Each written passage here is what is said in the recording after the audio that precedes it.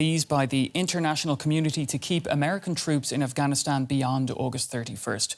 Biden cited a growing terrorist threat as the reason for holding to the deadline. There are fears that thousands of people who are eligible to leave Afghanistan will not get out before the end of August. Many people are waiting outside Kabul airport to join those who've been airlifted out to countries around the world, including here to Germany.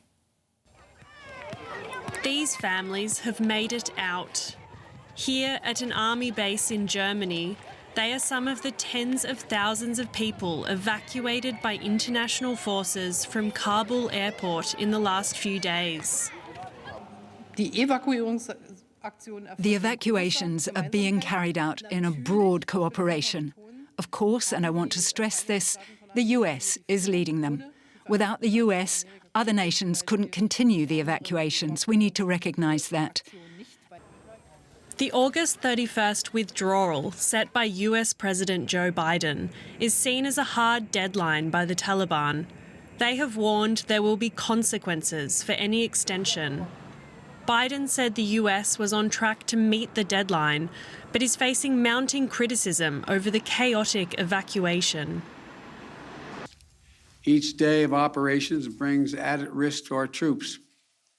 But the completion by August 31st depends upon the Taliban continuing to cooperate and allow access to the airport for those who we're transporting out and no disruptions to our operations. In addition, I've asked the Pentagon and the State Department for contingency plans to adjust the timetable should that become necessary. As foreign powers scramble to get their citizens and local helpers out, the Taliban appear to be worried about the brain drain of educated and well-qualified Afghans from the country. While leaving Afghanistan, the US still wants to inflict damage and loss on this nation. Every day they encourage people by telling them they will transfer them to the US and other countries and have readied their planes. As the troop withdrawal deadline looms, hope is beginning to fade for the thousands still trying to leave Afghanistan. Well, for the latest from Kabul, we're joined now by journalist Ali Latifi on the line. Hi, Ali. What's the latest you can tell us about the situation at Kabul airport? The situation at the Kabul airport is still a mess. There's still thousands of people sitting in squalor, hoping to somehow get on a flight.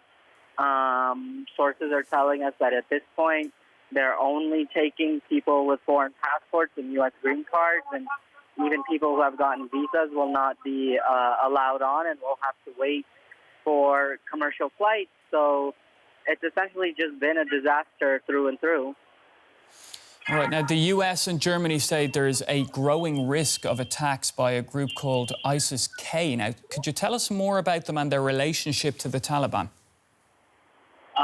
They're a group claiming allegiance to the so-called Islamic State, but they have no real direct ties to the forces that were in Syria and Iraq. The two groups, the Taliban and Daesh, are longtime enemies. They fight each other in their territories, try and kick one another out. So this is a major problem, and this is something that people fear, that now that the Taliban threat has calmed down, that, these so-called Islamic State forces will ramp up their efforts. But even when there were first reports of the so-called Daesh forces in Afghanistan, the former government and even the Taliban said that if one day they joined together, they would fight against them together. All right, now the Taliban say life in Kabul is returning to normal, but they've also told women to stay at home for security reasons. What's the situation actually like in the city over a week after the Taliban's return, Ali? Right now, I'm outside one of the biggest banks in the city. There are hundreds of people in line, desperate to take out their money after close to 10 days that the banks have been closed. And there's a limit of 30,000 Afghanis that people can take out at a time. And so it's a major, major problem for people, because not only are they finally getting access to some money, but they're only allowed to take out a small amount at a time. And there are people here who have been waiting 6 hours in line to try and take out some money. And then the other fear is that because so many of them are government or former security forces, they fear that after this will be their final, basically, salary. And they wonder what they'll do in the future. All right, we're going to leave it there. Ali Latifi in Kabul, thank you for your reporting. Thank you. Well, earlier I spoke to analyst Tyson Barker from the German Council on Foreign Relations and asked him if NATO countries will be more wary of backing Washington in the future.